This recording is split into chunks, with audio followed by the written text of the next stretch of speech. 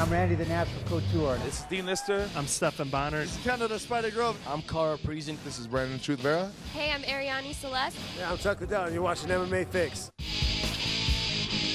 For this installment of the MMA Fix, we're at Warrior Training Center in Las Vegas. My name's Dave Farra, and I'm sitting next to a very sweaty Forrest Griffin. You said this is a clean sweat that you have going on right now. This is a clean sweat. I showered first thing in the morning and last thing at night. So this is clean. I got all the, bactogens and stuff off. So it's clean. I don't smell. That's true, actually. I'll verify that. He doesn't actually stink. When the sweat dries on you, that's when you feel gross. So right now, I feel pretty okay. Can I tell you that I don't really feel that okay sitting this close to you when you're sweating like this? Wow. That was as bad as I thought it was. Look at your shirt. That's just disgusting.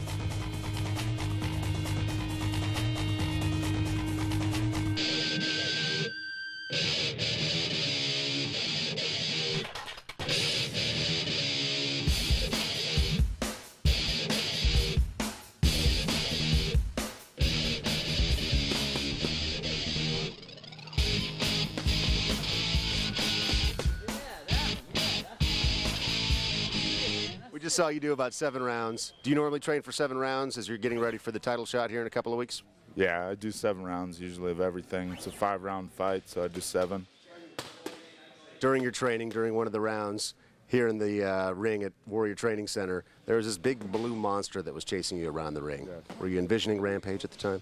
Not really. I was just trying to move my feet and cut angles. But even when I fight Rampage, I won't really be thinking about him. I mean, you've been training for a long time now.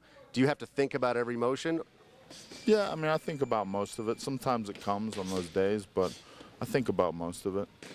I saw an interview with you and Rampage at UFC Fight Night. Joe Rogan was doing it. And Rampage, it seemed like there was some good-natured jokes in there, but you guys didn't seem like you're best of friends. It's fight time, And, I got that fight mentality going on, and I suppose he does as well. Is there more pressure because this is a title fight for you? I mean, do you feel it personally, or is this just another match? It's a lot of pressure. How are you preparing mentally? Oh, I do the same thing I always do. I train hard, so when I walk in the ring, I know I've done my homework, I've done the work, I've done what it takes, and I know I won't quit. The rest is up to whatever, fate. I can beat the crap out of mitts and pads and stuff, yeah.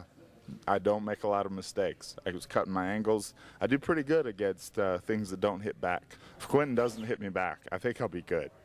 I've seen you, and you do pretty well against things that do hit back also. This is going to be a monumental fight for you.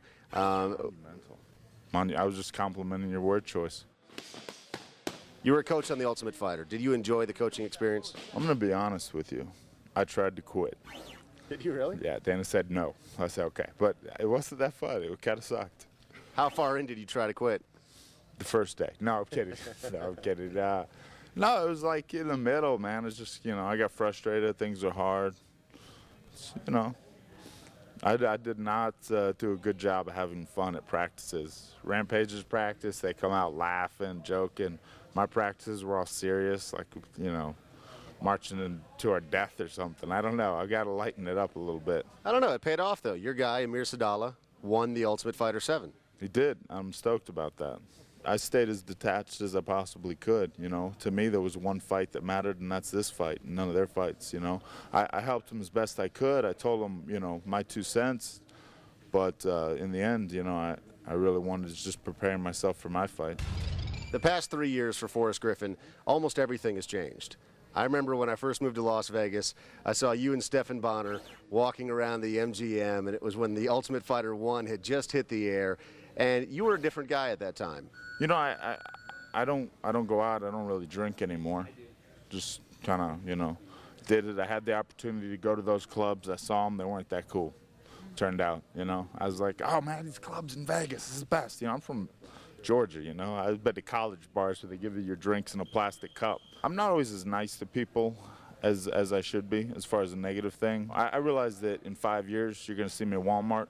Nobody's going to ask for my autograph, and there'll be a little thing where I'm kind of like, man, I wish people would come up and recognize me.